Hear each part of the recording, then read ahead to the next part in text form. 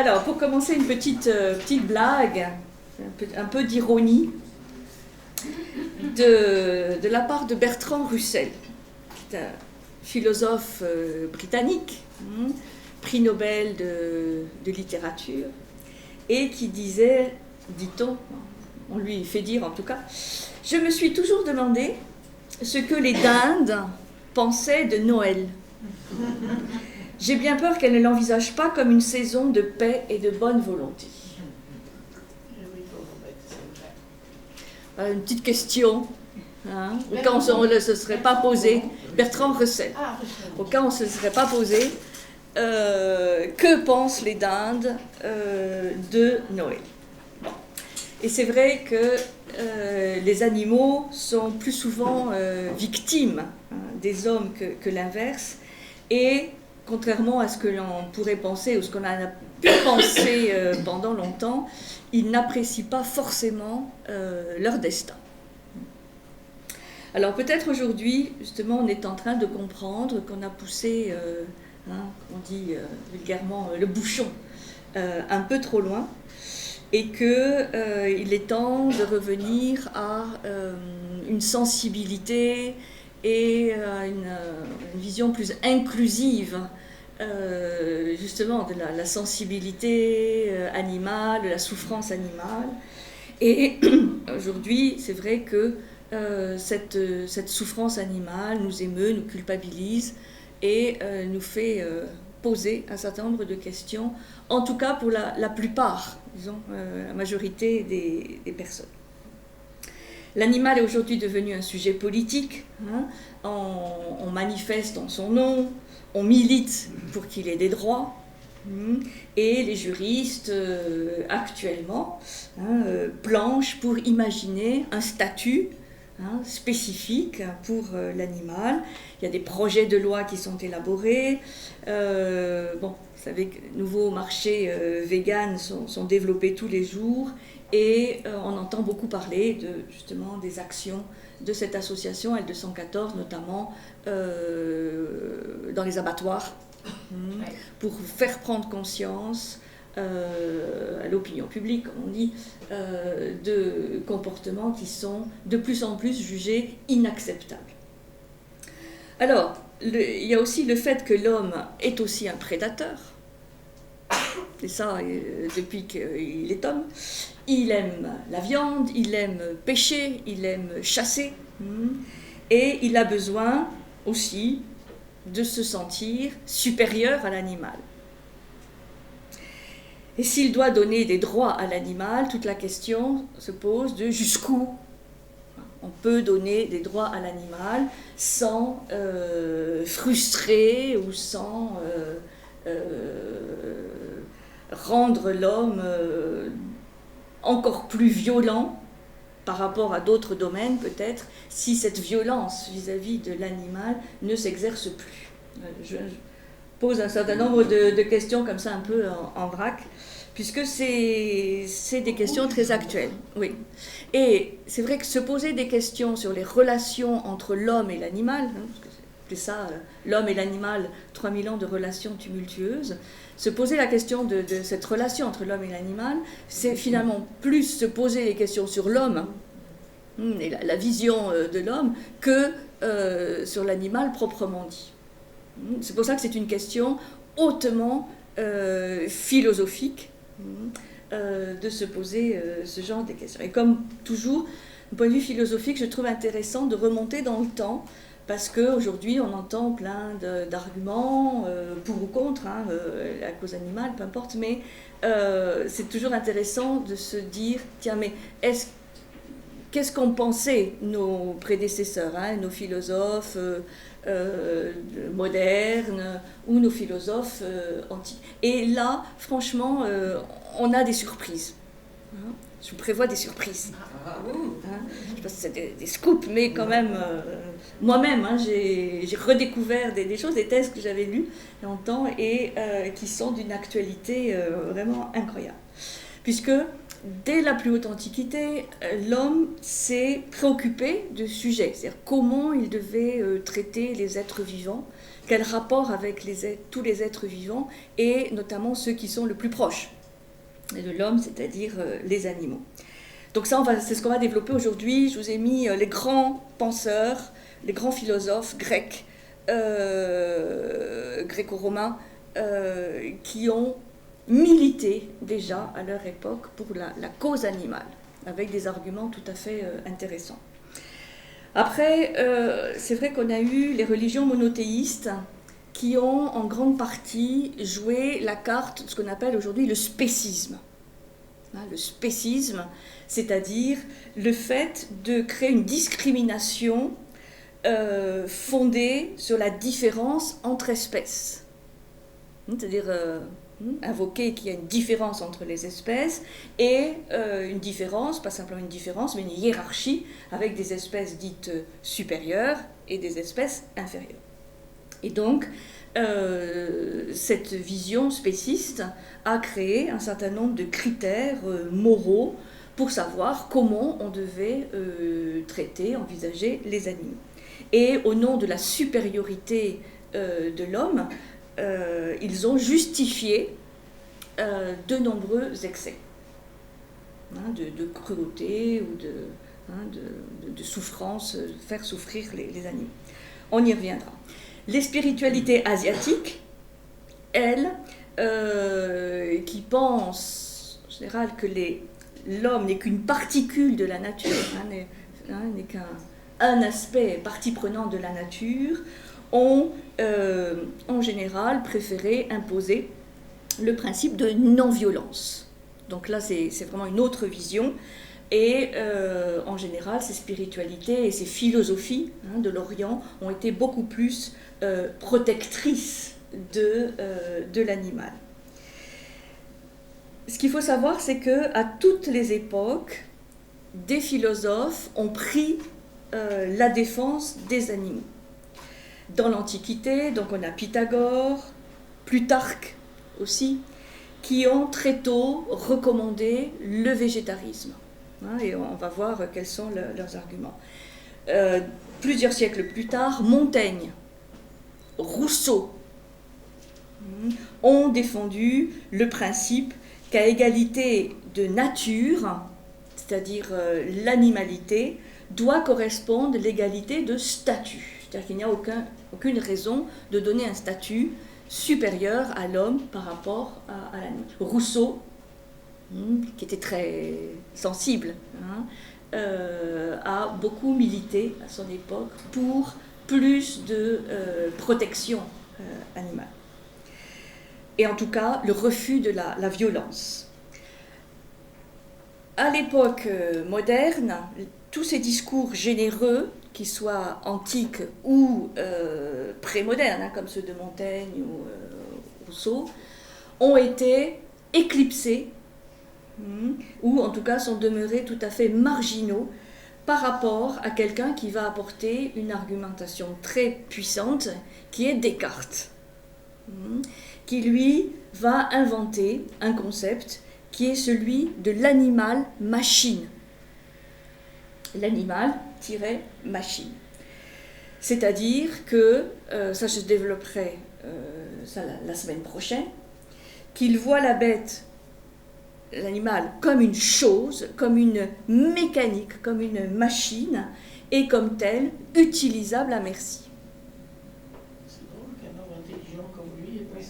C'est drôle qu'un homme intelligent ait pensé ça, et vous verrez tout le paradoxe cartésien, ça on le verra la semaine prochaine, parce que Descartes, il faut le savoir, faisait des vivisections, il réalisait des vivisections, et il a un argument tout à fait fantastique pour dire que de toute façon, même si il semble que l'animal souffre, en fait il ne souffre pas. Et ça, c'est dû à sa conception de l'être vivant séparé entre le corps et l'âme. Et donc, c'est ça qui est vraiment intéressant, comment dans sa lignée, plein de gens hyper intelligents, et des scientifiques, des philosophes, des intellectuels, tout le monde s'est engouffré dans cette vision. Et moi, je me rappelle avoir fait des expériences dans les ateliers de sciences naturelles avec des grenouilles à qui on envoyait. Voilà, moi je l'ai fait, voilà. Et moi, dans ma classe, avec la meilleure bonne conscience du monde, pour dire à quel point une vision, elle est puissante. Je sais pas, vous avez jamais fait ça? Si. Je me suis fait convoquer par le proviseur de mon lycée parce que j'ai refusé. Voilà, donc là, on a 2 désobéisseurs civils. C'est bien. Moi, j'avoue qu'il a fallu, mais vraiment du temps, des années, on va dire, mais peut-être c'est quand même ces grenouilles, peut-être quand même qu'elles souffraient. Et là, on leur a infligé une souffrance, mais vraiment inutile. Tout ça pour expliquer comment une impulsion électrique fait réagir un muscle. Peut-être il y a d'autres moyens de l'enseigner. Je pense qu'aujourd'hui, on ne le fait plus. Donc ça prouve que en peu de temps, quand même, je ne suis pas si jeune que ça, mais quand même, en quelques dizaines d'années, les choses ont changé et c'est tant mieux. Mais il est vrai que la vision capitaliste, enfin on appelle aujourd'hui techno-industrielle, s'est largement engouffré et amplifié la vision cartésienne. Donc, ce que je vous propose dans ce cycle, ces 3 exposés, c'est de voir les principaux auteurs et les textes essentiels qui ont structuré dans le temps ce rapport de l'homme occidental à l'animal. On va parler que de l'Occident. Et comme le prochain cycle, on va s'intéresser à l'Inde, on verra que, entre autres, ce rapport de l'homme à l'animal est totalement différent dans ce rapport. Alors, on va commencer par un rapide tour d'horizon historique, et ensuite on reviendra sur les Grecs. Donc, dans l'Antiquité, on ne peut pas dire que tous les philosophes de l'Antiquité épouse la cause animale. Ça serait faux. Les visions sont plurielles dans l'Antiquité. On a par exemple, et ce qui est intéressant, c'est de voir quels sont les arguments qui sont donnés. On a Cicéron. Cicéron, donc c'est un peu avant Jésus-Christ, dans son traité des devoirs, il écrit ceci. Parce que je reviens à ces arguments très anciens parce que vous verrez qu'aujourd'hui, ce sont les mêmes qui sont utilisés, soit pour les militants de la cause animale, soit pour les défenseurs de la chasse, de la pêche et de l'alimentation carnée. Ce sont les mêmes arguments. Alors Cicéron, il écrivait plutôt, « Pour qui donc peut-on dire que le monde a été fait ? Assurément pour tous les êtres vivants qui usent de raison. »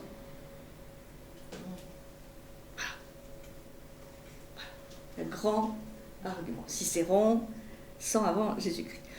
Tels sont les dieux et les hommes. Si la connaissance des choses n'appartient qu'à l'homme, il faut bien juger qu'elles ont été faites pour l'homme.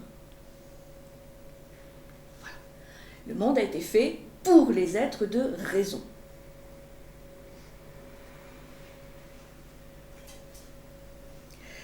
Le monopole, donc, de la considération morale et de la justice est réservé aux seuls êtres de raison, et les animaux sont évidemment exclus de ces êtres de raison. Ils n'ont donc pas de droit particulier à faire prévaloir. Donc ça, c'est une des visions qu'on trouve dans l'Antiquité. Cicéron est simplement un porte-parole de bien d'autres. Épicure. Vous voyez, ça c'est vraiment intéressant, parce que notre cher Épicure, on a vu le jardin d'Épicure, le rôle de l'amitié, enfin, c'est un philosophe qui est plein d'amour pour les hommes. Il dit que c'est l'amitié qui est le socle de toute vie humaine. Eh bien, Épicure, et là on est encore plus ancien, est du même avis que Cicéron et affirme qu'à l'égard de ceux des êtres vivants qui n'ont pas pu passer de contrat, c'est l'expression, rien n'est juste ou injuste. Ça, c'est dans les maximes capitales d'Épicure. Donc, on ne peut pas dire qu'un comportement agressif ou méchant ou cruel vis-à-vis d'un animal peut être considéré comme injuste. Et donc, c'est étonnant de la part d'un philosophe aussi bienveillant, aussi compatissant, qui a autant développé tout cet art de l'amitié. C'est pour les hommes. C'est pour ces êtres vivants qui ont pu passer un contrat. Au XVIIe siècle, donc là je fais un grand saut, le philosophe du droit anglais Hobbes, mais aussi Kant, notre grand Kant, au siècle suivant, donc au XVIIIe, siècle des Lumières, reprendront ces mêmes arguments pour justifier le fait que les animaux doivent être évincés du droit. Vous voyez, Kant aussi, siècle des Lumières, fondateur de cette notion de lumière, c'est-à-dire, l'homme doit sortir de la tutelle, être majeur. Bon. Tout ça s'applique à l'homme. Mais l'animal est exclu de ces belles considérations humanistes. C'est pour ça qu'aujourd'hui, on va parler aussi d'animalisme, pour faire pendant à l'humanisme. Et puis, on a quand même donc des militants, des adversaires de cette vision dominante. Et Plutarque, sur lequel je reviendrai tout à l'heure, au 1er siècle de notre ère, est l'auteur de 2 traités intitulés « Que les bêtes brutes usent de raison ». C'est un des titres des traités de Plutarque, qui est un philosophe dont on a déjà parlé, qui est connu pour ses vies parallèles, vous savez, entre les Grecs et les Romains, mais qui a écrit sur les animaux. Que les bêtes brutes usent de raison. Donc pour lui, les animaux ont une raison. Et un autre traité, s'il est loisible de manger chair. S'il est loisible de manger chair. J'y reviendrai sur Plutarque. Et donc, lui, il milite pour le végétarisme.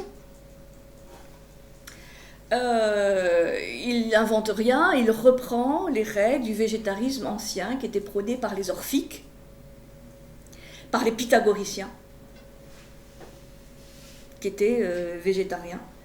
Et il se demande plus tard, on verra le texte tout à l'heure, de manière vraiment très impliquée, comment fut prise l'habitude d'engloutir dans son estomac des membres qui, le moment d'avant, bêlaient, mugissaient, marchaient et voyaient.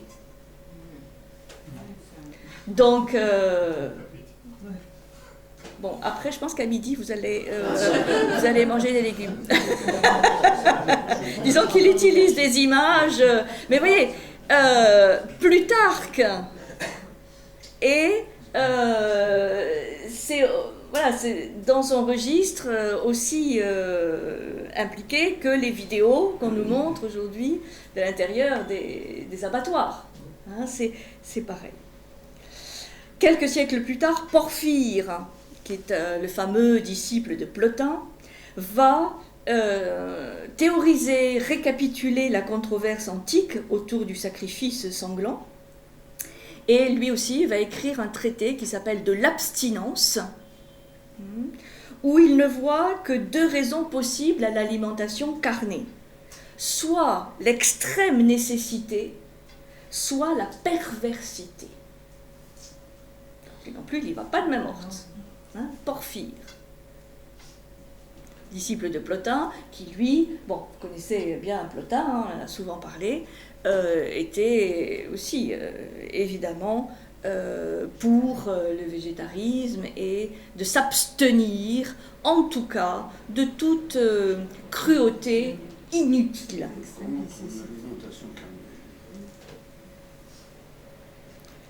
Donc, ce qu'interrogent déjà les philosophes antiques, c'est le principe du droit de vie et de mort que l'homme s'octroie vis-à-vis de l'animal. Le fait d'en disposer comme des choses qui sont disponibles pour notre alimentation, mais aussi pour notre plaisir. Et donc, le droit antique range les animaux parmi les choses, presque au même rang que les choses inanimées. Donc, le modèle théorique qui fournit les arguments à un tel traitement va être amplifié, théorisé, formalisé par la philosophie de Descartes, puisqu'il fait de l'homme un sujet pensant, je pense, donc je suis, donc un sujet pensant et qui est en train de se penser, en train de penser, par opposition à la mécanique animale. Donc cette théorie de l'animal-machine. Et il va même structurer ce qu'on appelle les sciences de l'animal, qui décrivent l'animal comme une machine sophistiquée, certes, qu'il faut connaître pour la faire fonctionner à plein régime et en tirer les meilleurs profits. Ça fait vraiment partie de cette vision, l'animal est à disposition de l'homme.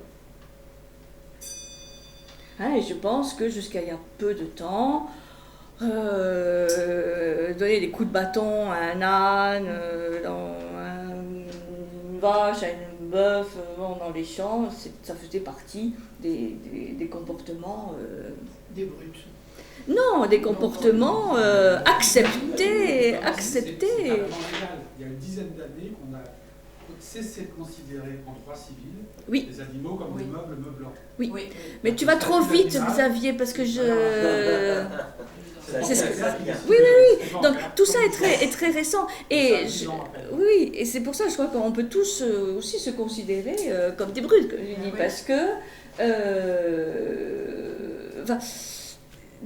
c'est largement partagé. Ça fait partie d'une vision dominante, et c'est très difficile. Ou alors, il faut vraiment avoir une réminiscence ou un caractère bien trempé pour s'opposer. Moi, j'étais en montagne cet été. Quand les gens, des marcheurs qui sont gentils, bien intentionnés, tout à fait charmants, voient une fourmilière, une grande fourmilière, le premier geste, c'est de, pas mettre le pied dedans, mais aussi prendre un bâton et pour voir ce qui se passe. Et quand on leur dit, mais vous savez, peut-être les fourmis, c'est que l'histoire des dindes, les fourmis, elles sont peut-être pas forcément contentes de ce que vous leur faites. Alors là, ils vous regardent comme si vous veniez de Mars, quoi. Enfin, il n'y a pas cette conscience, et on verra qu'il y a un éthologue qui va quand même changer un peu les choses, mais ça fait partie quand même d'une vision dominante et qui est extrêmement puissante. Donc, vous avez peut-être entendu parler récemment des vaches à hublot. Ça fait partie de cette logique où il faut que ce soit rentable, que la vache donne de plus en plus de lait. C'est une logique productiviste, industrielle, et qui englobe les animaux. C'est insoutenable, ces images, mais elles sont encore largement acceptées. On reviendra donc sur les arguments de Descartes, mais la semaine prochaine. On verra aussi un philosophe anglais, Jeremy Bentham, qui lui va commencer à faire changer les choses. Les animaux peuvent-ils raisonner? Peuvent-ils parler? Peuvent-ils souffrir? Il commence à poser les bonnes questions. Il y a plein de gens qui vont continuer à se poser ces questions. Rousseau, j'en ai parlé, et Claude Lévi-Strauss aussi, qui va être un grand lecteur de Rousseau, qui va continuer à faire changer les mentalités. Alors, ce qui est intéressant, c'est de se demander que dit l'éthologie, les éthologues. L'éthologie, c'est la science animale, la science des comportements animaux.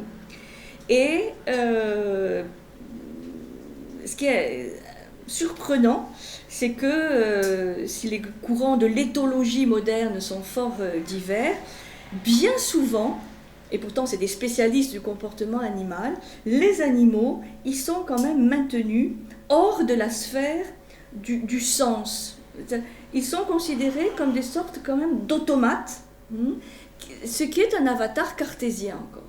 C'est ça qui est le plus surprenant, c'est que des spécialistes du comportement animal, parce que ça ne date pas de l'éthologie du XXe siècle, déjà Aristote avait beaucoup décrit les comportements animaux, et même celui qu'on considère comme le fondateur de l'éthologie, ce qui est à moitié vrai, qui est Konrad Lorenz, voilà. Qui étudiait les oies, finalement, il ne se démarque pas tellement du paradigme cartésien, quoi.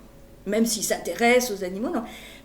On peut s'intéresser aux animaux, s'intéresser au comportement animal, vouloir les décrire, vouloir les comprendre, sans leur donner un autre statut que celui de machine ou d'automatisme. C'est plus complexe que cela. Pour revenir à l'Antiquité et sans déflorer les sujets ultérieurs, est-ce que tu abordes le sacrifice d'un animal pour plaire aux dieux? Parce que là, il y a un statut de l'animal, on va sacrifier. Oui, mais oui, ça je vais en parler, mais en fait il faut savoir que ceux qui militent pour la cause animale vont aussi militer contre les holocaustes, contre les sacrifices sanglants. Il y a un côté mythique religieux au sacrifice de l'animal. Oui, en expiation. Oui, mais c'est un argument qui est souvent pour justifier une position. Oui. Et ces auteurs-là vont aussi s'inscrire en faux en disant qu'on peut tout à fait faire d'autres types d'offrandes aux dieux sans vexer les dieux que des sacrifices sanglants. Sacrifice d'humains aussi. Disons que après il faut c'est toujours, enfin c'est souvent la religion qui est appelée en renfort, qui permet elle est instrumentalisée, on dit, au profit d'une vision. Mais elle n'est pas la cause de la vision. Ça nous ramène au chamanisme, à Néandertal en fait. On va là, la grotte Chauvet cet été pour se mettre au frais. Et on voit les peintures d'animaux. Simplement pour se mettre au frais. Voilà, c'est très beau, c'est magnifique. L'occasion, belle larron. Et on voit bien qu'il y a une représentation de l'animal qui est quelque chose d'absolument impressionnant pour les gens de l'époque. Néandertalien, il faut récupérer la force. Oui, c'est autre chose. En se nourrissant de l'animal, d'abord, c'est sa survie. Oui. Mais c'est une autre vision. Voilà. Et je pense qu'on est largement au-delà de 3000 ans. On est à 200 000 ans, 500 000 Ah oui. On a ce conflit avec l'animal depuis que l'homme devient homme, en fait. Yes. Depuis qu'il se reste sur ses deux pattes, ça pose un problème. Oui, il a toujours été sur deux pattes. Donc, ouais. Ce qu'on appelle la raison. D'accord. Voilà, je crois que c'est... Ok. Alors,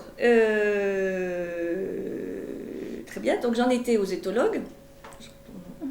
Il y a, donc pour dire que même les éthologues, ils ne sont pas forcément tous des défenseurs de la cause animale. C'est plus complexe. Et là aussi, j'ai redécouvert un éthologue qui, lui, va se démarquer nettement et développer une éthologie non mécaniciste ou non réductionniste. C'est, sûrement vous connaissez, Jacob von Uexküll. Bon, non, je vais l'écrire. Alors ça c'est aussi une découverte. Jacob von Uexküll. Je ne fasse pas de bêtises. U-E-X-K, c'est ça, U avec un tréma. Jacob von Uexküll. Alors là, je vous le recommande. Il a écrit, et en fait, c'est lui le pionnier de l'éthologie, parce qu'on dit toujours Konrad Lorenz, mais en fait, c'est lui le véritable pionnier de l'éthologie. Et il a écrit plusieurs ouvrages, Milieu animal, milieu humain. C'est en poche, milieu animal, milieu humain. et le monde des abeilles. Et là, le renversement qu'il opère, von Uexküll, par rapport aux autres éthologues, c'est qu'il est le premier à se mettre à la place de l'animal. Et là, en plus d'être amusant, c'est vraiment très intéressant, parce qu'il se demande, bon ben voilà, une taupe, la vie vue par une taupe, par une fourmi, par une abeille. Il essaie de se mettre à la place de l'animal pour voir qu'est-ce qu'il voit, est-ce qu'il voit en couleur, est-ce qu'il voit en noir et blanc, quel champ de vision, le monde vu par les animaux. Et c'est vrai que c'est très important pour développer une sorte de compassion, enfin de sentiment d'appartenance à un même règne du vivant, de pas simplement se demander quelle est la vision de l'homme, mais la vision de l'animal. Hein. Et donc, c'est un éthologue à retenir, et ses œuvres, hein, le monde des abeilles, milieu animal, milieu humain. Donc, bon, les abeilles, on sait qu'elles ont une organisation tout à fait extraordinaire, mais les fourmis aussi, les insectes. Et il s'intéresse aux animaux les plus insignifiants. Enfin, ce que l'homme considère comme animaux les plus insignifiants, et ça, c'est vraiment intéressant. Voilà, donc vous voyez, on a des surprises quand on étudie un peu les auteurs et les textes, parce que y en a dont on aurait pu penser qu'ils, comme les éthologues, ils allaient être des défenseurs militants de la cause animale, et même pas forcément, tellement cette vision cartésienne, elle est puissante. Et je crois qu'aujourd'hui, on n'en est pas encore sorti, véritablement. Hein. Ça prend des siècles et des siècles. Même si intellectuellement on sait qu'il faudrait changer de paradigme, les comportements disent le contraire. C'est-à-dire, il y a une inertie extrêmement forte dans les comportements. Et peut-être aujourd'hui, on est à l'aube d'une révolution. Après, s'il te plaît. Non, s'il te plaît. Parce que sinon, je vais... Ce que je vous demanderais, excuse-moi Xavier, mais par rapport aux questions, bon, moi après c'est par rapport à ce que tu avances, c'est tout. Oui, mais est-ce qu'on peut... C'est pas demain, mais non, mais est-ce qu'on peut noter la question ? Moi, je suis pas contre le fait qu'il y ait des questions, bien au contraire. Mais peut-être les garder pour la deuxième partie, hein, ou la fin, parce que sinon je vais pas... Enfin après, ce que j'ai prévu de développer, peut-être c'est pas intéressant et qu'on peut faire tout autrement, mais bon. Donc, vous les notez, hein, voilà. En plus, ça permet de savoir si la question, on l'a encore à la fin de la conférence ou si finalement ça a été répondu entre-temps. Bon. Ça va ? On est d'accord pour ça ? Parce que sinon, on fait une autre forme du débat, les cafés philo, on fait des petits groupes. Voilà, c'est une autre forme. Hein, bon, donc, voilà, je vous ai fait un petit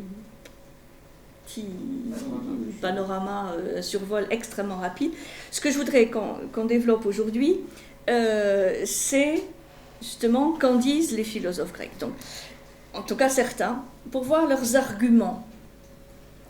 Je vous ai dit que l'Antiquité, les visions sont plurielles, donc tout le monde n'a pas la même vision. Ça permet aussi de voir l'Antiquité pas comme un bloc, hein, mais qu'il y a une diversité.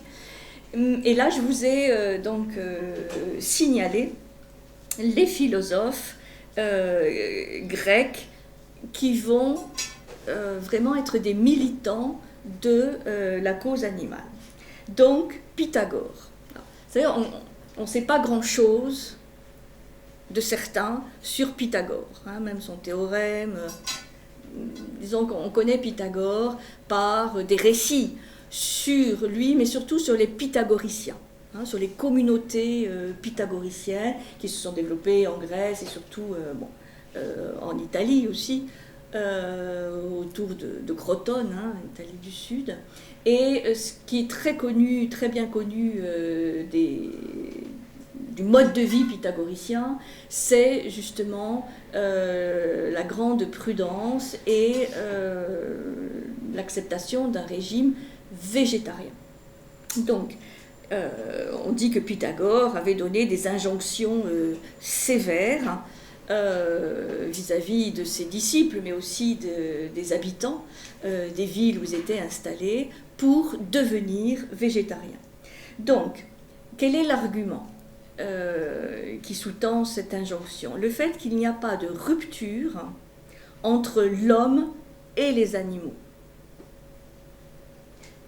C'est-à-dire, les espèces animales et les espèces humaines, ou l'humain, sont vues dans un continuum, et plus exactement une communauté. Il aurait dit, Pythagore, il y a une communauté non seulement réciproque vis-à-vis des dieux, mais aussi vis-à-vis des animaux qui n'ont pas le don de la parole. C'est-à-dire, se considérer, ça veut dire se considérer comme partie intégrante d'une communauté très large qui intègre les dieux, les hommes, les animaux. Et à l'époque, on ne parle pas trop des végétaux. Ça commence aujourd'hui. On dit, finalement, le cri de la carotte, quand on l'arrache, est peut-être aussi puissant que le cri de la vache qu'on abat. Bon, pas encore. Mais ça fait partie d'une vision ésotérique, où tout est en correspondance dans l'univers, et où il n'y a pas de rupture, où il n'y a pas de différence de nature profonde, structurelle, entre un dieu, un homme, un animal, un végétal. Les pauvres qui sont largement oubliés, là je pense qu'il faudra encore beaucoup de temps pour les intégrer, c'est les minéraux. Il n'y a guère que les alchimistes qui ont ce respect pour le minéral.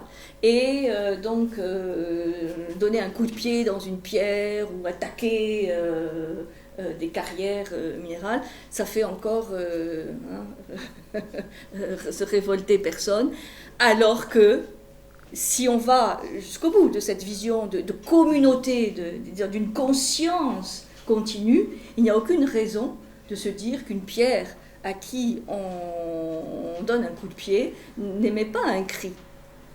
Il n'y a pas une souffrance. On ne l'entend pas, certes. Mais pourquoi y aurait-il une différence? Y a-t-il un système nerveux? Alors après, y a-t-il une raison? Y a-t-il une intelligence? Mais vous savez que dans la vision ésotérique qu'on a développée à de multiples reprises, il y a un continuum de conscience. Donc il y a une conscience minérale, il y a une conscience végétale, il y a une conscience animale, il y a une conscience humaine. Elles sont différentes, mais il y a quand même conscience. Ça, c'est la vision. C'est la vision des correspondances entre les et le fait que l'or, par exemple, soit en correspondance avec le soleil, telle autre pierre avec la lune. Il y a vraiment cette vision qui est très développée et qui fait donc respecter les minéraux autant que les végétaux, autant que les animaux ou les humains. Alors, on va faire la même règle pour tout le monde, si tu veux bien, André, parce que sinon... Justement, l'être T, l'ensemble, vous pouvez l'appeler l'être T, tout ce qui est de l'être et tout ce qui est... Et oui, mais ce commun. C'est des gros mots, c'est un grand mot, l'être T. Oui, tout ce qui est... Oui, mais c'est pas aussi simple. Qu'est-ce que l'être? C'est comme, on va se demander, mais c'est quoi la raison? C'est quoi l'intelligence? Bon... Après, ça dépend des contenus qu'on met derrière les mots. Donc, c'est un thème, c'est le thème grec, ce que développe Pythagore, c'est le thème grec de l'oikeiosis. Bon, c'est un nom grec, l'oikeiosis, c'est compliqué, qui signifie l'apparentement. Apparentement. Nous sommes parents.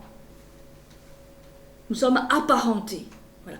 Tant avec les dieux, parce qu'il n'y a pas de raison, que ce qui est en haut ne se fasse pas en bas. Hein. On connaît des grands préceptes de la table d'émeraude, ce qui est en haut est comme ce qui est en bas, ce qui est en bas est comme ce qui est en haut. Donc, le respect vis-à-vis des dieux doit avoir comme reflet le respect vis-à-vis des animaux, et bon, je continue, végétaux et minéraux. L'apparentement, l'oikeiosis, s'y est continuellement discuté dans le monde antique. C'est-à-dire que cette vision rassemble les uns aux autres. Il y a une parenté avec les autres vivants. Nous ne sommes pas les seuls êtres vivants.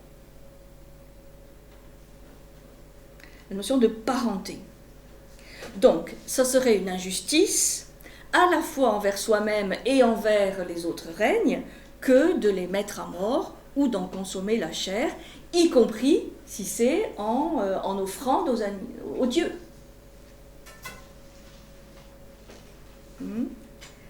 Et c'est le poète latin Ovide, on est toujours dans l'Antiquité, qui nous présente un Pythagore indigné par la cruauté humaine. Alors, est-ce que c'est une œuvre d'Ovide? Est-ce que Pythagore a réellement dit ça? On ne sait pas. Mais en tout cas, c'est quand même un signe qu'on mette dans la bouche de Pythagore les mots que je vais vous lire, donc qui sont d'une œuvre d'Ovide, dans les Métamorphoses. Vous vous rappelez les Métamorphoses? On les a étudiées l'année dernière, les Métamorphoses d'Ovide. Alors, je vous lis le petit passage des Métamorphoses d'Ovide où Ovide explique ce que Pythagore disait. Le premier, Pythagore, fit un crime aux hommes de manger la chair des animaux. Et le premier, il fit entendre ces doctes paroles à un siècle sourd à sa voix. Donc pour montrer, Pythagore c'est 6e siècle à peu près, avant Jésus-Christ, que ce n'était pas la vision dominante, mais qu'il s'est, insurgé. Voilà ce qu'aurait dit Pythagore. « Cessez, mortels, de souiller vos corps par des aliments sacrilèges. N'avez-vous pas les moissons? N'avez-vous pas des arbres qui ploient sous leurs fruits et des vignes chargées de raisins? Ne possédez-vous pas des plantes exquises que le feu peut adoucir ou amollir? Le lait et le miel parfumé de thym vous sont-ils interdits? La terre, prodigue de ses trésors et de délicieux aliments, ne vous fournit-elle pas une nourriture qui ne coûte ni meurtre ni sang? Il n'appartient qu'aux animaux de se nourrir de chair. Encore n'en font-ils point tous usage? Le cheval, la brebis et le bœuf broutent l'herbe des prairies. Ceux qui sont d'un naturel farouche et sauvage, les tigres, les lions, les loups et les ours, aiment les mets sanglants.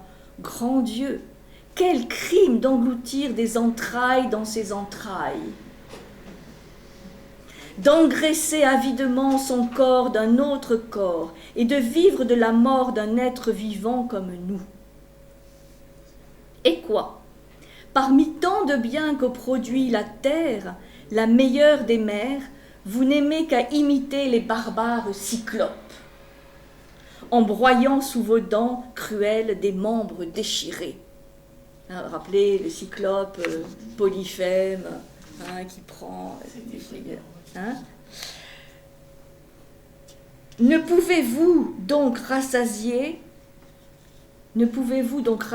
que par le meurtre votre monstrueuse gloutonnerie? Mais ce n'était pas assez de commettre un si grand crime. L'homme y associa les dieux et s'imagina que le sang des taureaux était agréable à Jupiter lui-même. C'était Jupiter, Zeus pour les Grecs. Une victime sans tache et pour son malheur d'une beauté remarquable est conduite à l'autel couverte de bandelettes d'or. Elle entend des prières qu'elle ne saurait comprendre et voit placer entre ses cornes les fruits qu'elle a fait naître. Frappée du coup mortel, elle baigne de son sang le couteau qu'elle a peut-être vu dans l'onde limpide. Aussitôt, de son sein encore palpitant, on arrache les entrailles et l'on y cherche la volonté des dieux. Là, ça fait référence, là aussi, à toute une tradition d'aruspice, où la ruspicine, on arrachait les entrailles des animaux pour y lire, pour y voir des augures, pour y lire l'avenir. D'où vient cette fureur pour des aliments défendus? Vous osez vous en repaître, ô mortels, je vous en conjure, renoncez à ces cruels festins et gravez mes conseils dans vos cœurs. Lorsque vous mangez la chair de vos bœufs égorgés, sachez-le bien, vous mangez les compagnons de vos travaux. Pythagore aurait dit cela. Et c'est rapporté par Ovide, qui évidemment lui aussi était enclin à épouser cette... Vous voyez, c'est fort, c'est puissant pour écarter les hommes. Alors, Pythagore, donc, je pense que l'argument principal, c'est cette idée d'apparentement, de communauté de destin, de communauté de conscience. Ce que certains expliquent aussi, c'est qu'il y a dans la vision de Pythagore, en tout cas ce qu'on pense être la vision de Pythagore et des pythagoriciens, la notion de transmigration des âmes, c'est-à-dire l'immortalité de l'âme, ça c'est sûr, mais aussi cette notion de transmigration qu'on appelle parfois la métempsychose. Alors, là-dessus, moi, personnellement, je suis extrêmement prudente sur qu'est-ce qu'il entendait exactement par cette transmigration des âmes et cette métempsychose, à savoir, est-ce qu'une âme qui s'est déjà incarnée dans un corps humain peut-elle se réincarner sous une forme animale? La question reste posée, ou si, comme dans bien des textes qui sont assez symboliques, l'animal est utilisé comme l'expression ou le symbole d'une vertu. Se réincarner, par exemple, comme un éléphant, ça ne veut pas dire que l'âme va se réincarner dans le corps d'un éléphant, mais avec la sagesse de l'éléphant, avec la vertu de l'éléphant. C'est-à-dire que, et c'est comme dans Jean de La Fontaine, où les animaux sont pris comme des exemples, soit de vertu, soit de défaut. C'est une analogie. Et je pense qu'il y a un certain nombre de contresens qui ont été faits, notamment sur la vision pythagoricienne, sur cette transmigration des âmes ou de métempsychose, en faisant dire qu'on va peut-être voir dans l'animal la réincarnation d'un parent. Et c'est pour ça qu'il ne faut pas tuer l'animal, parce qu'on va tuer un parent. Il y a peut-être quelques exagérations, quelques contresens qui ont été faits. Mais il n'empêche que c'est peut-être aussi un argument qui a été valorisé par certains, notamment pythagoriciens. Donc, évidemment, si on sait qu'on risque de manger son père, sa grand-mère, ça peut sembler anecdotique, mais il y a derrière cette vision de l'immortalité de l'âme et la transmigration des âmes, une fameuse métempsychose. Alors, et là c'est Xénophane, qui est aussi quand même un antique, qui raconte que Pythagore se serait adressé un jour en ces termes à un maître qui maltraitait son chien. « Arrête de frapper, son âme, je l'entends, est celle d'un ami, que j'ai pu reconnaître aux accents de sa voix. » Bon, alors ça fait peut-être un peu sourire, mais disons que ça a été un ensemble de témoignages, probablement pour aller dans le sens de Pythagore, mais qui l'ont plus discrédité qu'autre chose. Mais bon, il y a cette idée sous-jacente que l'âme va se réincarner, et peut-être sous forme animale. Bon, ce que j'en pense moi, par rapport à toute une tradition, effectivement, sur l'immortalité et la réincarnation, où les animaux, y compris en Orient, sont utilisés comme des images, comme des symboles, plus que comme des réceptacles des corps réels. Donc, moi ce que je pense important de retenir de Pythagore, c'est, et ça c'est, je pense, assez incontestable par rapport à ce que l'on sait des comportements des pythagoriciens, c'est une conscience et le respect, la conscience du respect dû à l'ensemble du vivant, en intégrant dans le vivant tous les règnes. Donc ça ne veut pas forcément dire que tout le monde doit avoir un régime végétarien, mais au moins cette notion de respect pour ne pas créer des souffrances inutiles.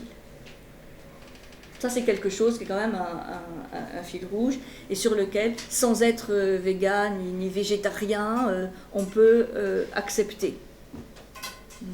C'est-à-dire un respect dû à l'ensemble du vivant, par rapport à cette vision, j'insiste, d'un continuum d'évolution. Nous sommes parents. Et donc de la même manière qu'on ne tue pas un parent, enfin, sauf à avoir un petit problème, et ça existe, on ne tue pas un animal, voilà. Donc vous voyez, là c'est vraiment, le focus il est sur le règne animal. Hein, les végétaux, on dit vous avez les céréales, vous avez les boissons, donc ça veut dire que là on peut y aller. Donc c'est intéressant parce que ça pose aussi toute la question des manipulations génétiques, de quel droit se donne-t-on sur le règne animal, oui, mais aussi végétal. Aussi végétal.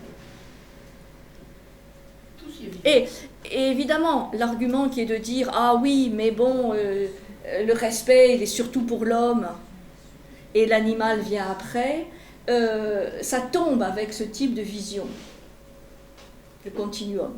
Enfin, ça tombe en partie quand même, par rapport à la vision d'un continuum d'évolution. Alors, on va faire peut-être la pause un petit peu dans 5 minutes, ça va ? Vous tenez le coup ? Il y a une pause végétarienne, évidemment. Bon, Aristote.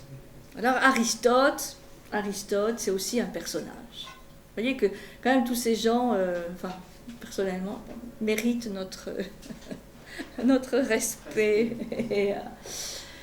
Parce que, quand même, c'était pas aussi... Vous savez, Aristote, lui, c'est un encyclopédiste, enfin, disons, il va s'intéresser à la description de toutes les espèces, il va beaucoup s'intéresser aux animaux. Et il va écrire une histoire des animaux, il s'intéresse, il classifie, enfin, c'est vraiment le précurseur de cette recherche vraiment de classification, hein, on répertorie, on classifie, hein, il y a encore aujourd'hui certains musées de sciences naturelles, on voit voilà, dans des vitrines, hein, espèce par espèce, ça c'est aristotélicien. Il veut comprendre, voilà, il y a une soif de comprendre et de connaître, et bien sûr les hommes, mais aussi les animaux, qu'il juge lui aussi finalement plus proches des hommes qu'on veut bien le dire. Et donc, vous savez qu'on a très peu de traités d'Aristote, tout a disparu pratiquement, mais on raconte que parmi ces traités, les traités qu'il a écrits, plus du quart sont consacrés aux animaux. Ça, on ne le sait pas toujours. Aristote, hein, qui a écrit la métaphysique, bon, tous les grands ouvrages, l'organon, de logique, et tout ça, s'est beaucoup intéressé aux animaux. Plus d'un quart des traités. Je crois que c'est le seul philosophe qui a autant écrit, hein, en proportion sur les animaux. Et sa vision, elle est intéressante parce que elle est très nuancée. Il a étudié près de 500 espèces animales. C'est un peu un Darwin avant l'heure. Hein. Il a étudié les ressemblances, les différences, mais aussi ressemblances et différences avec l'humain, avec les hommes. Et lui aussi va dire qu'il y a une sorte de continuum, de grande chaîne des êtres. Ça, c'est pas très connu, en général, de la vision aristotélicienne. Et là, on a vraiment un point commun avec Pythagore. Il évoque une hiérarchie des êtres, mais avec beaucoup de prudence. Il écrit « La nature passe par des degrés tellement insensibles ». Donc ça, c'est vraiment une phrase incroyable. « La nature passe par des degrés tellement insensibles que la continuité nous cache la commune limite des uns et des autres. » Je vous la répète parce que ça, c'est vraiment incroyable. La nature passe par des degrés tellement insensibles que la continuité nous cache la commune limite des uns et des autres. Donc oui, il envisage bien une limite entre la conscience animale, la conscience humaine, la conscience divine. Mais, voyez, c'est insensible, et en fait, ce qui vient en premier pour lui, c'est la continuité. La continuité. Il dit, biologiquement, les ressemblances sont nombreuses. Les ressemblances avec les hommes sont évidemment nombreuses, et il va attribuer à plusieurs animaux des capacités sensorielles, c'est-à-dire de sensations, mais aussi des capacités cognitives. Et même, on le verra dans le texte, une forme d'intelligence. D'intelligence. Vous vous rendez compte ? Aristote. C'est pas connu, en général, de l'œuvre d'Aristote. Histoire des animaux. Une forme d'intelligence. Pour lui, tous les animaux ont un sens du toucher. Plusieurs sont sensibles au plaisir et à la douleur. Et il se pose la question, ont-ils de l'imagination ? Et il laisse la question ouverte. Il pense que beaucoup d'entre eux ont une mémoire et usent de cette mémoire pour apprendre. C'est vraiment un processus d'apprentissage avec la mémoire. J'insiste là-dessus parce qu'il a fallu... Aristote, il a fallu presque 2000 ans pour se reposer les questions d'Aristote. Finalement, les animaux n'ont-ils pas une sensibilité ? Bentham, 18e siècle, fin du 18e. Pour dire que, c'est schématique, parce qu'il y a toujours eu des défenseurs, mais qu'entre l'Antiquité, représentée par ces philosophes, et les débuts de reconnaissance d'une sensibilité, donc d'une souffrance ou de capacité cognitive, même pas simplement sensitive chez les animaux, il a fallu 2000 ans. Tellement la vision apportée, comme je vous ai dit, par les religions monothéistes, et puis la vision ensuite médiévale aussi, et, très imprégnée, où la philosophie médiévale est très imprégnée de visions religieuses, a comme jeté un bandeau sur les consciences humaines, à tel point qu'il y avait même certaines questions qu'on ne se posait plus. Ça, je trouve intéressant à réfléchir, toujours dans la perspective d'une philosophie de l'histoire, où il y a des choses tellement belle, une conscience tellement aiguë d'un certain nombre de sujets qui a été abordée dans l'Antiquité. C'est pas pour être une nostalgique de l'Antiquité, mais c'est quand même intéressant de voir comment il y a, après, sur un certain sujet, des amnésies collectives, mais incroyables. Incroyables. Donc, restons, je dirais... aussi prudent et humble par rapport à tout ce que... Oui, modeste par rapport à tout ce qui se dit aujourd'hui. Pas parce que ça n'a pas de sens. Ça a du sens, mais parfois, il y a 3000 ans, des gens sont allés encore plus loin. Encore plus loin. Et surtout, ayons la mémoire de cela. Pas pour dire, Pythagore avait dit, Plutarque avait dit... Non, mais Il faut dire que dans la conscience de l'humanité, ceci est. Et donc c'est plus une résurgence, un réveil, une réminiscence, que quelque chose de totalement novateur. Parce que sinon, on raisonne toujours à courte vue. Comme aujourd'hui, quand même, une des problématiques, me semble-t-il, c'est la difficulté à se projeter dans un avenir incertain. Je pense que le fait d'aller voir, il y a 2000, 3000 ans, qu'est-ce qui se disait, qu'est-ce qui se pensait, peut être très utile pour récupérer, si besoin est, confiance par rapport à l'avenir. C'est vrai. Parce qu'il y a des questions que quand même on s'est déjà posées. Vous voyez ce que je veux dire? Je trouve ça. L'amnésie médiévale, elle liée à la religion alors? En grande partie. Oui, d'accord. En grande partie, puisque vous savez que la philosophie, pas pendant les 5 premiers siècles, mais après, devient servante de la théologie. Donc, c'est une préparation, dans le meilleur des cas, c'est une préparation à la vision théologique, à la vision religieuse. Hein. Et sinon, il y a vraiment un conflit, évidemment, entre philosophie et religion. Je dis, c'est pas pour jeter l'anathème sur les visions monothéistes, mais ils ont quand même beaucoup œuvré pour la désacralisation, le désenchantement, comme on dit aujourd'hui, de la nature, et à l'intérieur de cette nature, de l'espèce animale. C'est une manière d'interpréter les textes. Si vous relisez la Genèse, d'abord il y a plusieurs traductions, et après on peut la comprendre de différentes manières, évidemment. Mais l'interprétation dominante qui en a été faite, c'est que ces créatures ont été créées par le Créateur pour être à disposition de l'homme et que l'homme pouvait en faire ce qui bon lui semblait. Après, il y a d'autres interprétations, évidemment. Mais l'interprétation qui a dominé et qui a fait florès, c'est celle-là. Donc, et ça, c'est très puissant, encore aujourd'hui.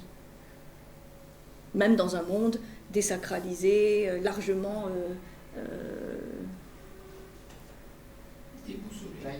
Enfin oui, il n'y a plus forcément ces critères, mais ça reste. Vous voyez? Donc je pense que c'est pour ça que j'étudie toujours l'Antiquité, pas par nostalgie, encore que, non, pas par nostalgie, mais parce qu'il y a quand même beaucoup de questions qui ont été abordées. Ça ne veut pas dire que les réponses qu'ils ont apportées sont toujours valables et qu'il ne faut pas les réétudier. Il faut les faire évoluer, bien entendu. Mais aujourd'hui, où je crois qu'on est allé dans des extrêmes de la vision donc moderne, du XVIIe, XVIIIe, on a poussé la logique d'exploitation vraiment jusqu'au bout, voire au-delà du bout, il est bon de se poser quand même, de se reposer un certain nombre de questions pour voir que il ne s'agit pas de répéter, mais de peut-être s'inspirer ou réactualiser cette pensée antique, parce qu'elle avait déjà vu pas mal de choses, sans avoir, et c'est ça l'intérêt, sans avoir connu les désastres que nous connaissons aujourd'hui. Je ne suis pas partisane du collapse, de toute cette vision qui commence à se développer, de l'effondrement, de l'humanité, de la collapsologie aujourd'hui, mais justement, si on veut proposer d'autres alternatives, c'est bien de se réancrer dans ceux qui quand même disent des choses intéressantes. Et vous verrez que les arguments des antispécistes aujourd'hui sont les mêmes que ceux... ils vont loin. Je sais pas. Je te dire quelque chose? Alors, on va faire une petite pause. Oui. Émeric Caron, qui est un antispéciste reconnu, enfin voilà, en tout cas médiatisé, malgré sa grande intelligence comme Descartes, enfin je l'ai entendu l'autre jour dire, on ne doit pas tuer les moustiques parce que les moustiques femelles qui piquent, elles ont besoin de nourrir leurs enfants. Alors c'est quand même pousser le bouchon jusqu'au-delà de ce qui est... Mais je sais pas. Surtout que les moustiques sont quand même vecteurs de maladies, chikungunya, paludisme, etc., etc. Je ne sais pas si Émeric Caron, il a envie d'entendre le moustique... voilà. Alors, il a dit peut-être, mais il a écrit le contraire. Non, je sais pas. Il a dit justement, quand les moustiques l'attaquaient, ou attaquaient ses chiens, enfin, il n'allait pas jusque-là. Voilà. Et que si, il pouvait les tuer. Ah d'accord, mais voilà, donc à ce moment-là, il ne faut pas dire... Voilà. Moi je crois que les visions extrêmes engendrent des visions extrêmes dans l'autre sens. On a tellement fait des campagnes d'éradication, je me rappelle en Camargue, vraiment... d'éradication des moustiques avec des produits d'une toxicité totale. C'est que, voilà, on est allé dans des extrêmes. Donc là, on a des positions extrêmes. Peut-être faut-il voir les choses autrement. C'est-à-dire avoir une autre vision du moustique, déjà, pas simplement la vision négative de ce qui nous empêche de dormir. Il y a des méthodes naturelles pour éloigner les moustiques sans forcément les éradiquer. Ce qui me semble intéressant, bon, au-delà du moustique, c'est que toutes les campagnes d'éradication, quand on dit on va éradiquer le problème, danger. Parce qu'il y a une intelligence dans la nature et les moustiques ont leur rôle. Parce que les moustiques, ils vont manger d'autres choses. Dans une vision permaculturelle, rien ne sert à rien. Tout végétal, tout animal sert à quelque chose. Et il y a une belle intelligence. Bon, cette intelligence, on l'a complètement démolie. Ok. Donc, il y a les moustiques qui se développent, les moustiques... C'est nous qui les avons créés. Il y a les nuisibles, ce qu'on appelle les nuisibles. Mais bon, voilà, mais ils existent. Dans la vision permaculturelle, vous voyez comme c'est... Dans la vision permaculturelle, cette séparation des bons et des méchants, des gentils et des nuisibles, elle n'existe plus. Parce que, on ne dit pas nuisible, parce que qui est-on pour dire ça c'est nuisible? Parce que peut-être il y a des choses qui nous dérangent, mais il y a aussi des choses, ils apportaient des choses positives. Et le nombre d'exemples où on a éradiqué une espèce parce qu'elle était considérée nuisible, ou les mauvaises herbes, on met bien du Roundup sur les mauvaises herbes parce que ces mauvaises herbes, elles nous embêtent. Bon, c'est une catastrophe. Parce que, du coup, on enlève aussi le côté positif. La mauvaise herbe, c'est pour ça qu'il ne faut plus l'appeler mauvaise. Elle a sa raison d'être, comme le moustique a sa raison d'être. Simplement, comme on est tellement déséquilibré, bon, voilà, et on crée des peurs et des psychoses. Par exemple, le moustique tigre. Alors, le moustique tigre, ça y est, c'est l'invasion, il faut... Ou le frelon asiatique, ou je ne sais pas quoi. On crée des psychoses. C'est alarmant, quoi. Oui, il faut respecter une harmonie. Mais elle n'y est plus, l'harmonie. Elle n'y est plus. Elle n'y est plus. C'est pour ça que moi je crois que la vision aujourd'hui permaculturelle est une alternative vraiment intéressante. Alors, mais comme dans tout mouvement, vous avez les militants les plus radicaux, les plus engagés. Mais ce sont des alternatives intéressantes. Et il y a plein d'expériences aujourd'hui sur la planète dont on ne parle pas, qui sont très peu médiatisées, mais qui mériteraient de l'être davantage, parce que ça donne de l'espoir, en tout cas. Mais le virus et les bactéries. Bien sûr. Bien sûr. Se dire que c'est nous qui avons aussi engendré beaucoup de ces excès.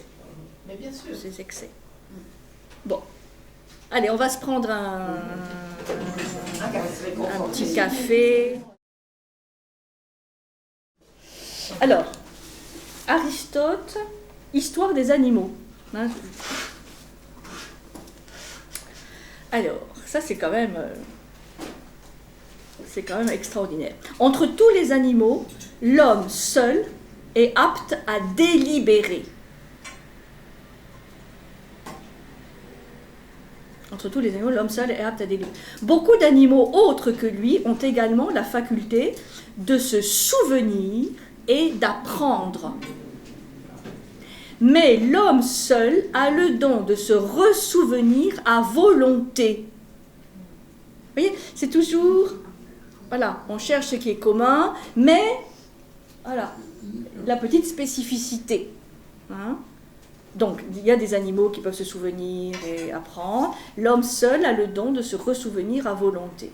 Dans la plupart des animaux autres que l'homme, il se montre aussi des traces, des facultés diverses de l'âme, qui se manifestent plus particulièrement dans l'espèce humaine. Ainsi, la facilité à se laisser dompter et la résistance sauvage, la douceur et la méchanceté, le courage et la lâcheté, la timidité et l'audace, la colère et la ruse, sont dans beaucoup d'entre eux autant de ressemblances qui vont même jusqu'à reproduire la pensée et l'intelligence, comme nous l'avons dit en traitant des parties de l'animal. Voilà. Donc, l'intelligence animale, Aristote. Je vous donnerai après toutes les références, je vous enverrai les textes si vous voulez. Ces rapprochements sont surtout frappants quand on regarde ce que sont les enfants et cette période de la vie humaine. En eux, on voit déjà comme les traces et les germes des qualités qu'ils doivent avoir plus tard. Mais à ce moment, l'âme de l'enfant ne diffère en rien, on peut presque dire, de celle des animaux. Et vous savez, ça c'est un argument qui sera repris beaucoup plus tard, par exemple au Moyen-Âge. On dit qu'il faut traiter les enfants comme des animaux. C'est un petit animal, un enfant, donc il faut le dresser, il faut le corriger, châtiment corporel s'il faut, parce qu'il faut le domestiquer. Hein. Donc il y a une association enfant-animal. Hein. Et qu'il dit. Donc peut-être c'est une déformation de ce qu'a dit Aristote, parce que je pense qu'Aristote ne le disait pas comme ça. Mais bon, l'âme de l'enfant ne diffère en rien de celle des animaux, et par conséquent, il n'y a rien de faux à supposer qu'il y a dans le reste des animaux des choses qui sont ou identiques, ou voisines, ou analogues à celles qu'on observe dans l'homme. Ça va loin, hein? Totote, hein, quand même, hein, on aime bien. Aristote, vous voyez? Intelligence. Plutarque. Alors, Plutarque, c'est un philosophe que j'aime beaucoup. Les vies parallèles. Lui, c'est un grec romain, d'origine grecque, mais ensuite il va vivre surtout à Rome. Et lui, il fait la transition entre la Grèce et Rome. Et il essaie d'intégrer dans la vision romaine un peu de finesse grecque. De sagesse. Bon, vous voyez où va ma préférence entre les Grecs et les Romains. Non, il faut voir. Ça, c'est très permaculturel. Voir dans chaque peuple, chaque civilisation, ce qu'ils ont apporté de positif au patrimoine de l'humanité. Alors, Plutarque, c'est probablement le plus influent défenseur antique de la cause animale. Il a écrit des traités consacrés à la relation entre l'homme et l'animal. Bon, lui, il a écrit plein de choses, des œuvres d'éthique, de morale. Lui, il est allé jusqu'à l'éthique. Plutarque, c'est un modèle.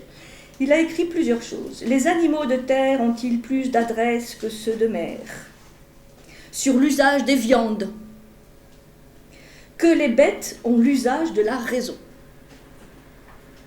Donc il a très préoccupé par la cause animale et plus tard qui va vraiment marquer son temps aussi et la postérité. Je vais vous lire un petit peu. Il y aurait plein de choses à lire, mais bon. Plutarque. Ça, c'est dans les animaux de terre ont-ils plus d'adresse que ceux de mer? C'est dans Œuvres morales. Alors, qu'est-ce que je vais vous lire?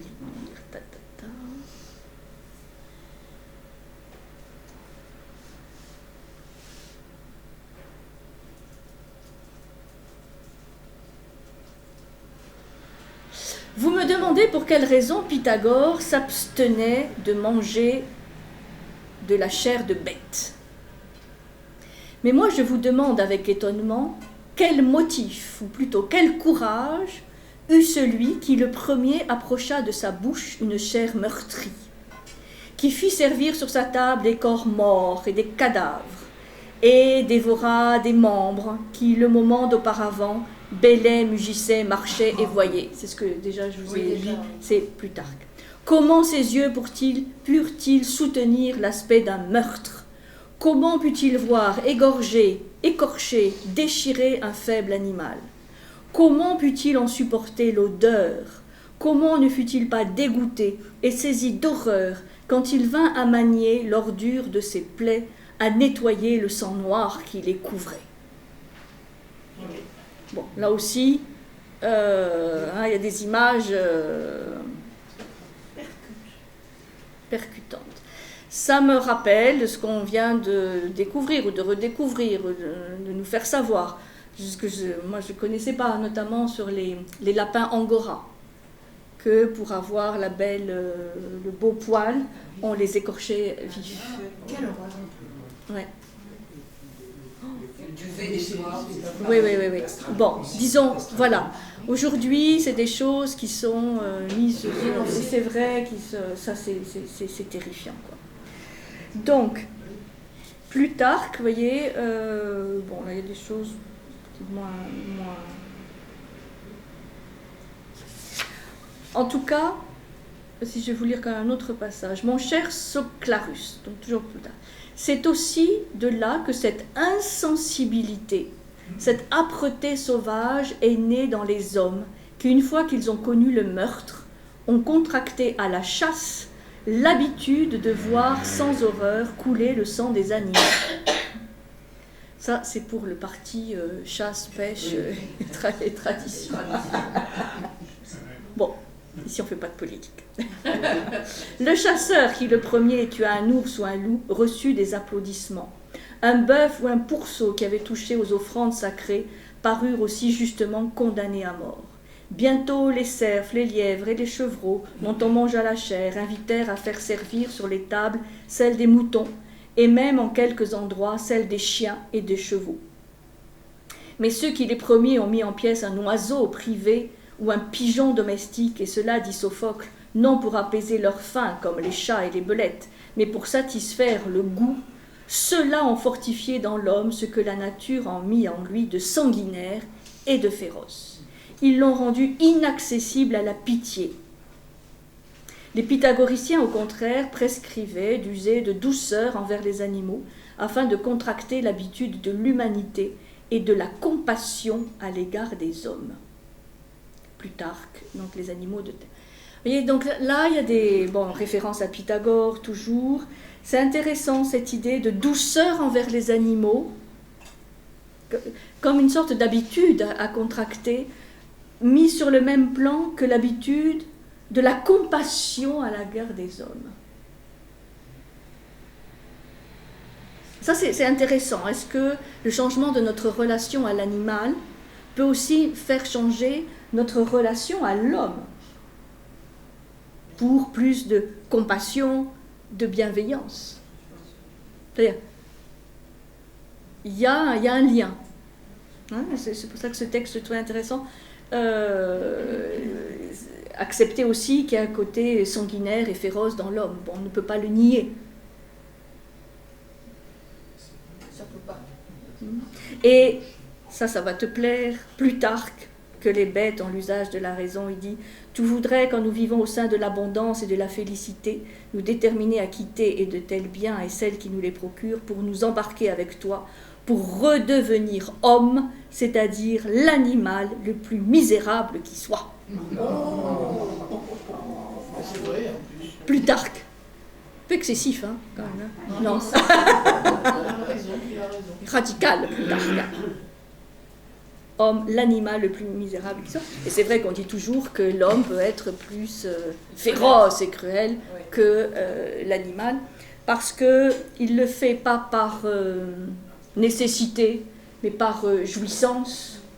Et surtout, il a une capacité de justifier ses comportements grâce à la raison et à la conscience humaine qu'évidemment les animaux n'ont pas. Et ce qui les rend, disons, voilà, on n'en sait rien. En tout cas, leur parole ne nous parvient pas. Parce que nous ne la comprenons pas, tout simplement. Ah, voilà. Alors, on a une autre militante. Alors, donc, il faut se rappeler de Plutarque, parce qu'en fait, il va avoir de très très nombreux admirateurs. C'est quelqu'un qui va avoir vraiment une aura, une influence énorme. Et de Porphyre, qu'on va voir juste après, jusqu'à Schopenhauer, vous voyez, tout le temps, beaucoup de militants pour la cause animale vont se référer à Plutarque. Quand, par exemple, Montaigne écrit dans ses essais qu'il y a plus de différence de tel homme à tel homme qu'il n'y a de tel homme à telle bête. C'est intéressant aussi. Plus de différence de tel homme à tel homme qu'il y a de tel homme à telle bête. Et il avoue enchérir volontiers sur les propos de Plutarque. Donc Montaigne va reprendre aussi dans ses essais les propos de Plutarque, qui c'est un de ses auteurs préférés. Montaigne, dont on reparle aujourd'hui beaucoup aussi. Voilà. Donc, référence à ce grand philosophe Plutarque. Montaigne. On ne citera pas de nom, hein, mais... Porphyre. Alors, Porphyre, c'est aussi quelqu'un d'assez exceptionnel, disciple de Plotin. Plotin, pionnier du néo... Alors, Porphyre, c'est 3e siècle de notre ère. Hein. Donc là, on passe à la période romaine. Plotin, c'est le pionnier, c'est le fondateur de ce qu'on appelle le néoplatonisme. Et c'est son disciple, Porphyre, qui va mettre en forme les fameuses Énéades de Plotin. Bon, Plotin était un philosophe vraiment un peu à cheval entre l'Occident et l'Orient, prônant l'abnégation, l'ascèse, enfin une vie extrêmement, plus que frugale, un peu mystique aussi. C'est pour ça qu'il est intéressant comme philosophe occidental. Et son disciple Porphyre, il va évidemment reprendre un certain nombre de visions et de comportements de son maître Plotin. Alors, lui aussi il va écrire un traité vraiment bien à lui, parce qu'on le voit souvent un peu dans l'ombre de son maître Plotin, mais il va avoir vraiment ses terrains de combat à lui. Et notamment, il va écrire un traité de l'abstinence de manger de la chair des animaux. Abstinence de la chair des animaux. Et ce livre va être redécouvert à la Renaissance. Et ce livre de l'abstinence, donc de manger de la chair des animaux, va être considéré comme la Bible de la cause animale. Et encore, donc aujourd'hui, ceux qui militent seraient bien inspirés d'aller voir ce que Porphyre a écrit. Il s'adresse à un ami dans ce traité, un ancien végétarien, et il va, en fait, l'intérêt, c'est qu'il va reprendre, étayer et enrichir tous les arguments qui ont été utilisés avant lui. Donc, peut-être il n'y a pas une très grande créativité dans son traité, mais il va avoir le mérite de développer, de formaliser tous les arguments. Et le premier argument qu'il va développer, c'est la parenté entre les espèces qui partagent toutes, comme il dit, hommes inclus, les mêmes facultés, mais, toujours un mais, à différents degrés. C'est toujours une question de degré. Mais les mêmes facultés. Donc, sensation, mémoire, prudence, apprentissage, imagination, intelligence. Il dit que voilà, les animaux ont tout ça, comme les hommes, mais à différents degrés. Et pareil pour toutes les passions, la crainte, les désirs, la colère, l'amour, le chagrin, la jalousie, toutes les inquiétudes, tout ça, les animaux le partagent. Hein, on commence à savoir que les animaux qui vont à l'abattoir, il y a du stress, il y a la peur, et que tout ceci, évidemment, a une influence sur la chair. Et donc, Porphyre pense que ce sont de mauvaises habitudes qui ont poussé l'homme à devenir le plus cruel des animaux. Et Porphyre va beaucoup s'inspirer de Plutarque. Hein, c'est vraiment dans la filiation.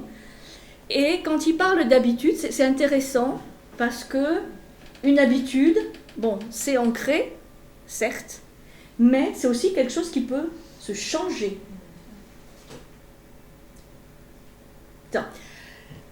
C'est intéressant la réflexion entre vision du monde, on a un paradigme, on voit les choses d'une telle manière, et ça influence un certain nombre de comportements. Changer de vision, très compliqué. Très compliqué. Ça prend du temps, à moins d'avoir une illumination, une conversion. C'est rare.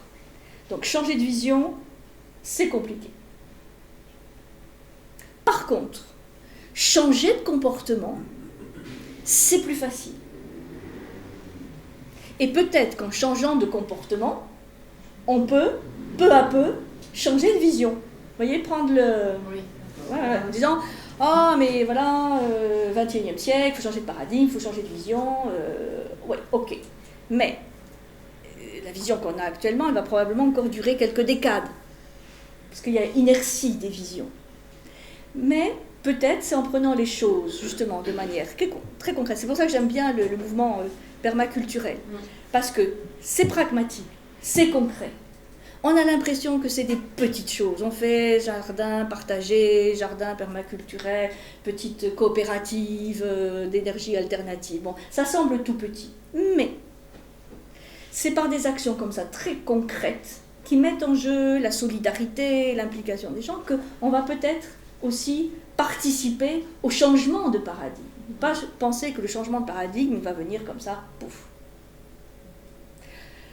Par exemple, en physique, on sait depuis un siècle, on connaît la théorie de la relativité, la vision quantique, etc. Est-ce que ça a changé pour autant notre manière d'agir? Non. Non. Pourtant, ça pourrait. Non, la vision de la complexité, alors vous avez tous les bouquins sur la théorie de la complexité, c'est magnifique. Dans les comportements, ça ne se traduit pas. Donc, ce que je pense, Porphyre, peut-être il n'avait pas du tout pensé ça, mais c'est ce que ça m'a fait penser en le disant. La physique quantique, c'est ça. Oui, la physique quantique, c'est ça. Oui, mais on l'utilise sans savoir. Un milliard de transistors. Ouais. Et donc, les habitudes. Les habitudes. Et ça, je pense que c'est assez fort, parce qu'effectivement, il y a des habitudes ancrées qu'on peut changer. Et donc, c'est gentil vis-à-vis des hommes en disant que c'est des mauvaises habitudes qui se sont ancrées.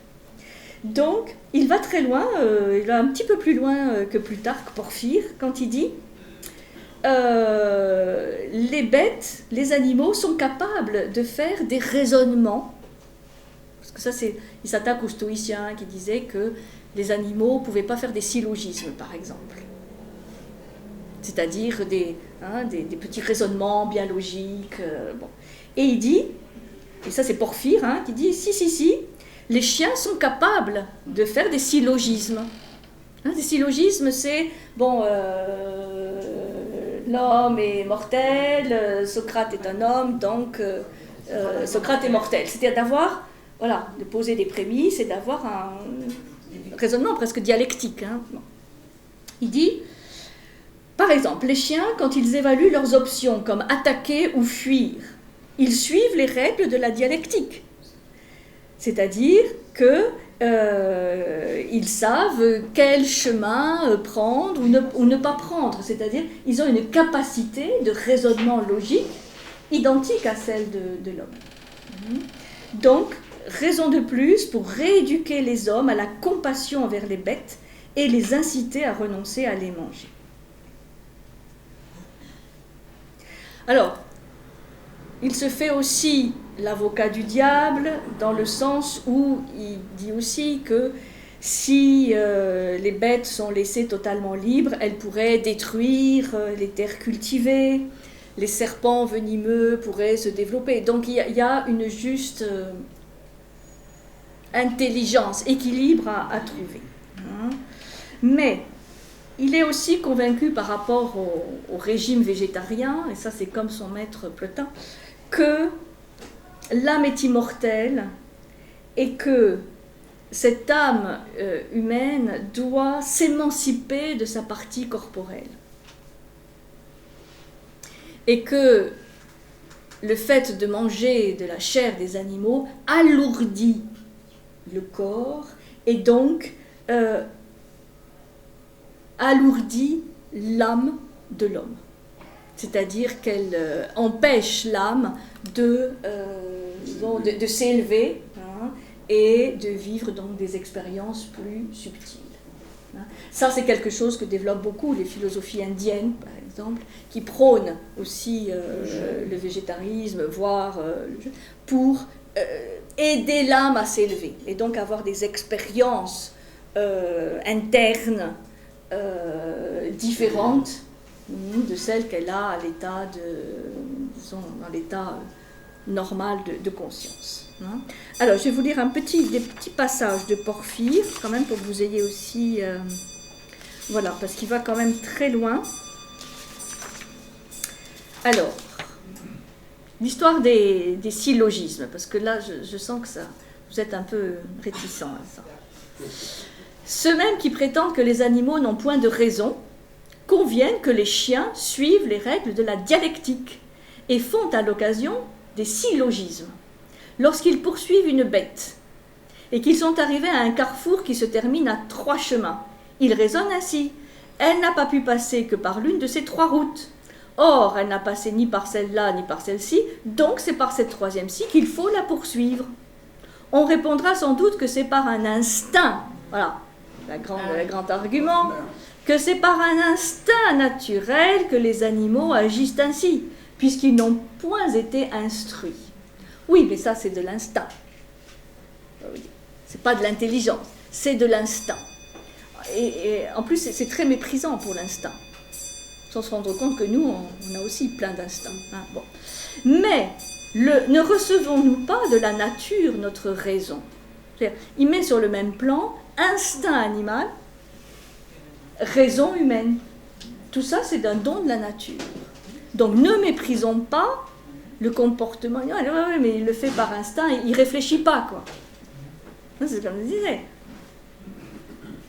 C'est peut-être le summum de la raison animale, mais s'il prend tel chemin plutôt que tel autre, c'est pas par hasard. C'est ça, l'instinct, le flair. Le flair, oui, c'est ça, le flair. Oui, oui. Et oui, mais c'est tout le problème, et ça c'est le sujet depuis des milliers d'années. Quand on dit c'est psychosomatique, bon voilà, ça veut dire qu'il y a une imbrication de la psyché et du soma. Donc où s'arrête la limite, où est la limite du soma, où commence la psyché, c'est très imbriqué. Ce qu'on pense, c'est que effectivement l'homme est capable d'argumenter rationnellement un instinct.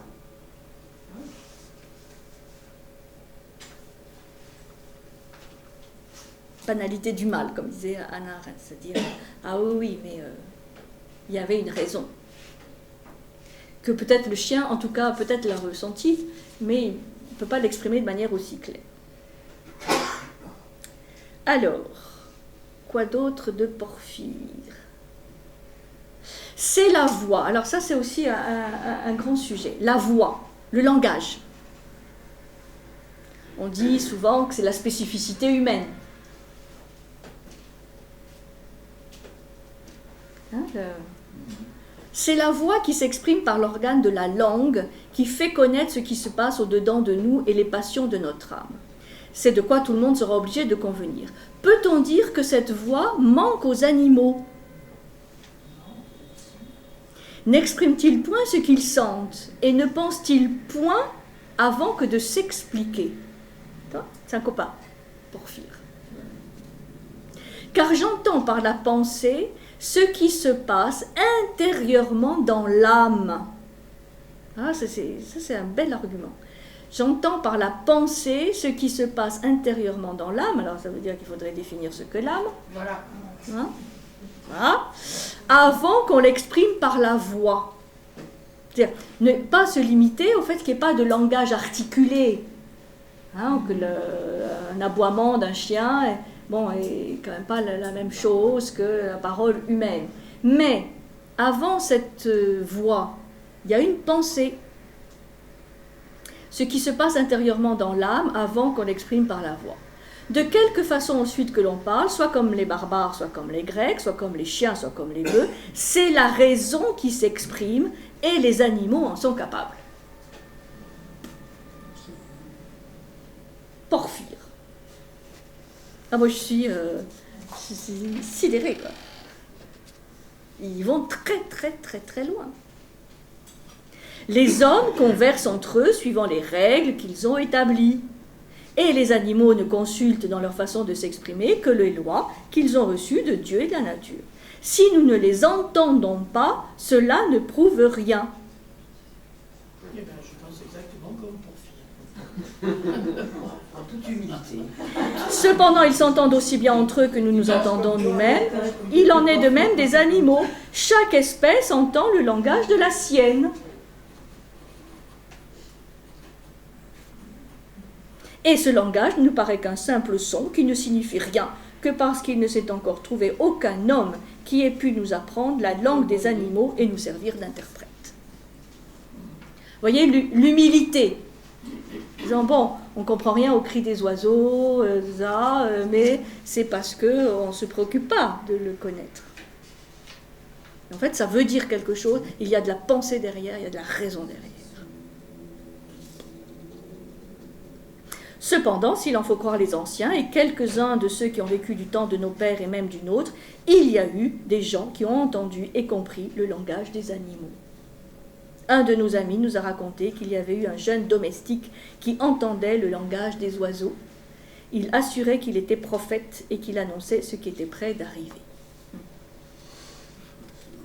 Ça me rappelle ce qu'on trouve dans les contes ou dans les mythes, c'est-à-dire les hommes suffisamment ouverts pour comprendre le langage des animaux, les sons que les autres ne perçoivent pas.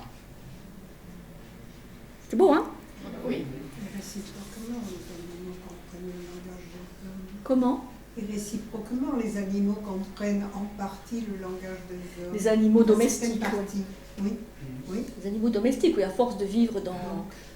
Il y a un mimétisme aussi, ça c'est quand même incroyable, c'est toujours un sujet d'étonnement quand on voit les personnes avec leurs petits chiens. Oh là là, quelle ressemblance! C'est incroyable. Et donc oui, ils ont... Et donc, que vont-ils devenir ces animaux domestiques? Voilà, ça aussi c'est un très bel argument de Porphyre. Quant à ceux qui ne font aucun mal et dont le naturel est doux, c'est injustice de les tuer, comme il est injuste de tuer les hommes qui ne font aucun tort aux autres. C'est-à-dire que ceux qui font du tort aux autres, là, il me paraît qu'il suit de là que nous n'avons pas droit de tuer tous les animaux, parce qu'il y en a quelques-uns qui sont naturellement méchants. De même que le pouvoir que nous avons de tuer les hommes malfaisants ne nous donne pas droit sur la vie des honnêtes gens. Donc là, ça c'est bien. Bon. Il nous faut convenir que tous les animaux pensent et que la seule différence qui est entre eux et nous ne consiste que dans le genre de vie, de sorte que nous devons les regarder comme nos alliés. Ça c'est très beau, comme nos alliés. Voilà. Bon, vous voyez, c'est quand même incroyable hein, ce qui est écrit. Donc, si on veut simplement résumer un peu les arguments hein, de ceux qui défendent la vision animale, c'est une continuité d'évolution, hein, c'est plus de points communs que de différences, la reconnaissance de la sensibilité de la souffrance animale, donc respect et ne pas faire souffrir inutilement. C'est la reconnaissance d'une violence coupable envers l'inférieur, cette fameuse démesure des Grecs, hein, cette fameuse hubris, voilà, l'excès, la démesure, que les hommes se sont donné le droit vraiment de vivre vis-à-vis des animaux. La notion d'une intelligence animale, vous voyez que là avec Porphyre ça va très loin, sur la raison, la pensée, l'âme. Et là, c'est vrai que la différence avec la raison ou l'intelligence humaine, elle devient très ténue, très très ténue. Et le fait que pour un être qui souhaite se spiritualiser, consommer l'animal l'alourdit. C'est-à-dire qu'il y a aussi une justification, je dirais,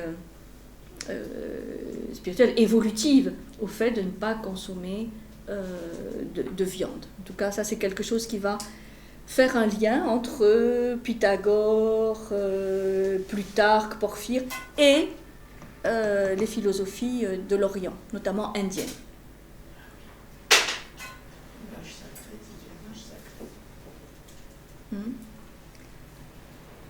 Bon, voilà ce que je voulais vous dire. Alors maintenant, toutes les questions sur le chamanisme, sur l'homme de Néandertal, sur la grotte Chauvet, sur... En tout cas, je suis d'accord avec Xavier, allez voir la reconstitution de la grotte Chauvet. Je vous en ai déjà parlé, non ? Non. C'est pas loin d'ici, c'est un travail magnifique de reconstitution. Et surtout, c'est en Ardèche, au niveau de Montélimar à peu près, en Ardèche. Il y a les gorges de l'Ardèche, c'est absolument sublime. Et ils ont fait un travail magnifique. Et surtout, moi, ce qui m'a beaucoup émue, c'est, bon, il y a la reconstitution de la grotte, ça c'est une chose, mais il y a un musée. Un musée de la préhistoire qui a été ouvert. Et bon, pour avoir fréquenté pas mal de musées de la préhistoire, où c'est vraiment... très très ennuyeux, très poussiéreux, hein, avec des vitrines entières de silex, de flèches. Bon. Très rébarbatif. Là, c'est un musée, une nouvelle génération avec une muséologie extraordinaire. Et avec des hommes préhistoriques représentés, dessinés, avec des beaux visages. C'est plus le singe, des beaux visages, des beaux vêtements, des beaux bijoux. Il y a des guides extraordinaires. Et ça change, vraiment ça aide à changer le logiciel par rapport à là aussi, par rapport à l'homo sapiens, mais surtout c'est l'homme de Néandertal sur lequel on a dit pique-pendre, un peu brutasse, le gros cerveau, tout ça. Et en fait, il y a beaucoup plus de ressemblances, c'est ça qui me fait penser, entre nous et cet homme d'il y a plusieurs milliers d'années qu'on veut bien le dire. Hein. Donc là, il y a une révolution. Il y a une révolution qui est en train de se passer, dont la muséologie et l'image. Hein. Mais ça veut dire qu'on ne voit plus cet homme primitif de la même manière. Et les guides qu'on a eus étaient vraiment émouvants parce que, bon, lui, il fait beaucoup de recherches et il nous rend vraiment presque contemporain, cet homme de Néandertal, et une intelligence, c'est ça qui est intéressant, avec une intelligence. Donc, vous voyez, tout ça va de pair. Comme je disais, la cause animale est aujourd'hui intégrée dans une remise en cause beaucoup plus globale de notre vision du monde, de la planète, de l'homme. Et c'est pour ça que c'est très déstabilisant, parce que c'est très global. Mais on a plein d'exemples de ça. Et je trouvais ça très émouvant voir qu'on peut parler puisque nous sommes tous homo sapiens maintenant, mais quand même, on a aussi des gènes de Néandertal. Hein. C'est pour ça d'ailleurs il y avait une exposition au musée de l'homme sur Néandertal qui justement à Paris. Oui, à Paris. C'était il y a un an et demi. Bon, par contre, pour revenir aux protéines, parce que dans le fond on en a besoin, il y a une source énorme de protéines, mais là on va faire une hiérarchie, c'est avec les insectes. Ah oui. Ah oui. Alors, les insectes aujourd'hui, si vous voulez, c'est une espèce où on a commencé, c'est un peu pour les bobos que j'en ai goûté, à partir du moment où il y a beaucoup de mayonnaise et de... ça va. Par contre, ce qu'il faut attendre des insectes, c'est les farines. Les farines. Et ça, on va les mélanger. Je connais ce secteur. Ils travaillent là-dessus de façon à ce que dans un certain nombre de plats, on utilise des farines, alors on ne verra pas l'insecte, parce que quand vous le croquez, je vous assure que ça vous... T'as jamais mangé d'huîtres? Oui, exactement. Les escargots. Et les huîtres, c'est vivant. Les escargots, on les a ébouillantés. Bien sûr que la première fois que j'ai fait ça, c'est dans la tête, hein, ça se passe. C'est pour ça, pour vaincre cette répulsion qu'on a vis-à-vis des insectes, on travaille sur les farines. Et dans quelques temps, vous verrez, on vous dira d'une certaine manière élégante, et je crois que la seule façon de diminuer la consommation de viande, parce que la viande c'est un désastre, puisqu'il faut quand même 4 kg de protéines végétales, 4 kg de protéines animales. C'est un désastre. Après on parle du maïs, mais ça sert à quoi le maïs? On en importe 300 000 tonnes, mais le maïs, après avoir critiqué ce qui se fait, oui, c'est pour ça qu'on donne beaucoup de leçons, mais... Voilà. Oui. Donc c'est une alternative. Oui, mais est-ce qu'on se préoccupe de savoir ce qu'est réellement un insecte? On parlait des fourmis, on parle d'un insecte. Moi, je m'amuse beaucoup à regarder dans les insectes.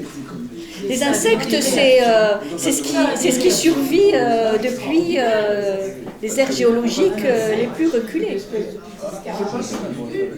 Péter une pierre devant lui, il s'arrête, il réfléchit, il fait le tour. Mais mais si on veut continuer à se nourrir, bon, il y a aussi, c'est vrai.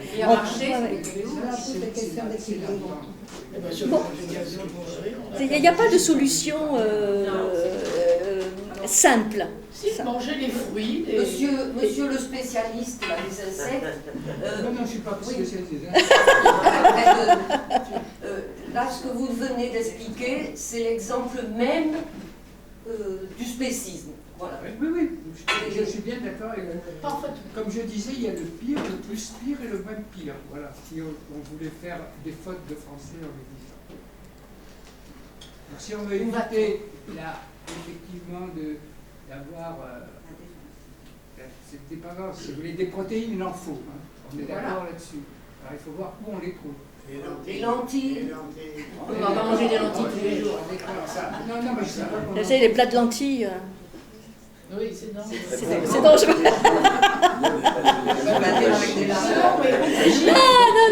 Non, moi je... Les œufs, le lait, ça ne tue personne. Et si le lait, bien sûr, hein, pour avoir du lait de chèvre et fabriquer des fromages de chèvre, on doit tuer les chevreaux, hein, je suis désolée. Non, pas forcément. On peut avoir une vache qui peut vous fournir du lait et en même temps nourrir son veau. J'en parle en connaissance encore. Oui. Bon, alors ne soyez pas trop pessimiste. Oui, bon, mais c'est une ultra. Le problème, c'est que dans les véganes, ils s'attaquent aux bouchers qui font que leur métier. Après, on est d'accord ou pas, d'accord. Mais je veux dire, c'est comme dans les anti-avortements, d'accord. C'est-à-dire que les gens sont prêts à tuer les médecins qui font des avortements pour défendre l'embryon. D'accord. Donc, on est dans des... Voilà, c'est l'ultra. Oui, parce que qu'est-ce qui est... Le problème, je crois, c'est que qu'est-ce qui est médiatisé, ce sont les extrêmes. C'est-à-dire, on va filmer l'attaque d'une boucherie, on va dire c'est vegan, c'est vraiment des radicaux. Voilà. On exacerbe, c'est ça que je trouve triste, mais inquiétant aussi. C'est-à-dire qu'on ne montre que les comportements extrêmes. C'est ça que le sujet de la transition me fait beaucoup réfléchir, parce que c'est vrai que je trouve que tout le courant de la transition, commencé par Hopkins, avec la permaculture, avec tout est vraiment une alternative intéressante. Et il y a plein d'expériences qui se font. Le problème aujourd'hui, que je vois, c'est qu'il y a un risque de radicalisation entre guillemets, parce que j'aime pas trop ça, mais on ne parle aujourd'hui, par exemple, que des mouvements de désobéissance civile, extinction, rébellion, etc., qui vont quand même très loin, ou des véganes, vraiment extrêmes, et qui peuvent, développer une certaine violence. Or, là, tout ce qu'on est en train de voir, c'est respect, non-violence, et il y a plein d'expériences qui se font à petite échelle, parce qu'en fait, c'est probablement, moi je crois plus aux petites échelles, aux expériences locales, comme disait Monique Robin, désordre global, mais solution locale. Mais ça veut dire qu'il faudrait aussi faire connaître et médiatiser davantage toutes ces expériences qui se font et les faire connaître. Alors que là, on nous... médiatique. C'est peu médiatique. Alors que c'est passionnant. Et il y a des documentaires là-dessus, de Marie-Monique Robin, de bien d'autres, qui nous montrent partout, en Europe, en Inde, en Chine, partout, il y a des consciences qui s'élèvent et qui font des choses concrètes. C'est le côté pragmatique. Et de réapprendre ce que ça veut dire que l'harmonie entre les règnes et comment l'homme peut s'intégrer là-dessus. Donc, je crois qu'il y a un peu un risque aujourd'hui, c'est vrai, de mettre toutes ces belles expériences un peu au fond du tableau, pour ne parler que des positions extrêmes. Et ces positions extrêmes, on les comprend aussi. Moi, je comprends, par exemple, le discours de Greta Thunberg à l'ONU. C'est une violence, c'est une émotion qui est légitime. Bon, après... qui peut être considéré comme légitime, parce que c'est vrai qu'il y a... bêtement médiatisé. Mais, voilà, disons, après il y a les pros, il y a les anti, c'est ridicule, on ne réfléchit pas. Parce qu'elle donne pas de solution, mais voilà, c'est une lanceuse d'alerte, elle essaie de réveiller la conscience. Bon, et c'est vrai qu'il faut quand même de l'énergie pour quand même faire comprendre aux grandes puissances aussi qu'ils n'ont peut-être pas été à la hauteur des enjeux. Donc, alors, moi, le problème, je vois, c'est un peu la médiatisation, qui radicalise, la caricature, et on est toujours dans un schéma manichéen. Voilà, donc il y a les bons, il y a les méchants. Bon, c'est pas comme ça qu'on va résoudre le problème.